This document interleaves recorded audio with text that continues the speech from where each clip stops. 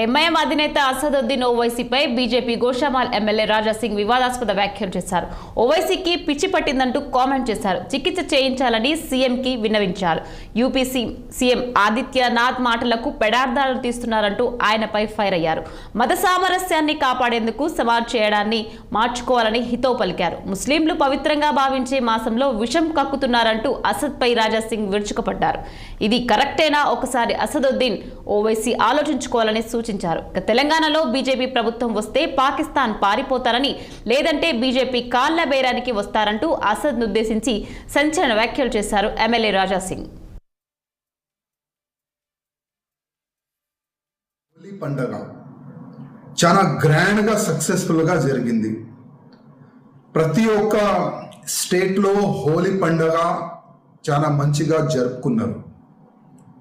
ఒకవైపు హిందువులు మా పండగ మంచిగా జరుపుకోవాలని ఒక మంచి ఆలోచన పెట్టుకొని ఎవరికి కూడా డిస్టర్బెన్స్ చేయకుండా హోలీ ఆడుకున్నారు.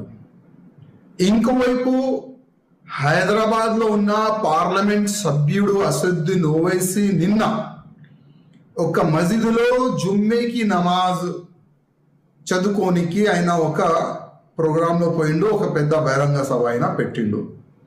ఆ బహిరంగ సభలో ఎట్లాంటి అయినా మాటలు చెప్తుండు. ఇవాళ యావత్ భారతదేశంలో ఉన్న హిందువులు కానీ ముస్లింలు కానీ ఈ మెంటల్ గాడు ఎక్కడి నుంచి వచ్చిండో అని ఆ విధంగా ఆలోచన చేస్తున్నారు. రంజాన్ ఈ నెల అంటే చాలా పవిత్రమైన నెల అని అనుకుంటారు. అట్లాంటి పవిత్రమైన నెలలో ఇట్లాంటి విషం కక్కుతుండు ఈ అసదుద్దీన్ ఓవైసీ. అది కరెక్టేనా? ఒక్కసారి అసదుద్దీన్ ఓవైసీ ఆలోచన చేసుకోవాలి. మేము భయపడే వ్యక్తులు కాము. భయపడే వ్యక్తులు పాకిస్తాన్ ఉరికిపోయినారు, మేము కొట్లాడతాం, ఆ విధంగా కామెంట్ చేస్తుండు. అసదుద్దీన్ ఓవైసీ నువ్వు ఎంత భయపడతావు అది మాకు తెలుసు. తెలంగాణలో భారతీయ జనతా పార్టీ గవర్నమెంట్ వస్తే ఫస్ట్ ఉరికేది నువ్వే.